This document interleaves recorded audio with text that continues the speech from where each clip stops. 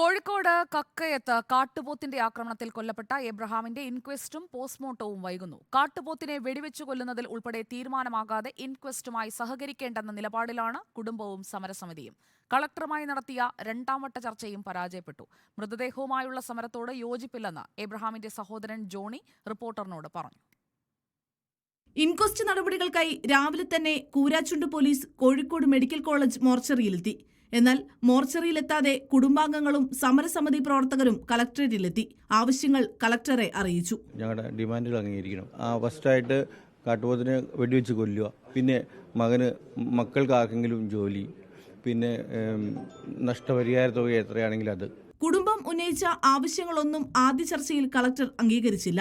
രണ്ടാമതും ചർച്ച നടത്തിയെങ്കിലും കാട്ടുപോത്തിനെ വെടിവെച്ചു കൊല്ലാനുള്ള ഉത്തരവ് നൽകാനാവില്ലെന്ന് കളക്ടർ അറിയിച്ചു. ഇതോടെ ഇൻക്വസ്റ്റും പോസ്റ്റ്മോർട്ടവും അനിശ്ചിതത്വത്തിലായി.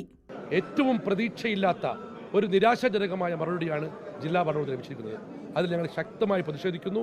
ഞങ്ങൾ ഇപ്പോഴും പറയുന്നു, ഇതിന് അനന്തര നടപടികൾ സ്വീകരിക്കാതെ ഇൻക്വസ്റ്റ് നടക്കില്ല, പോസ്റ്റ്മോർട്ടം നടക്കില്ല.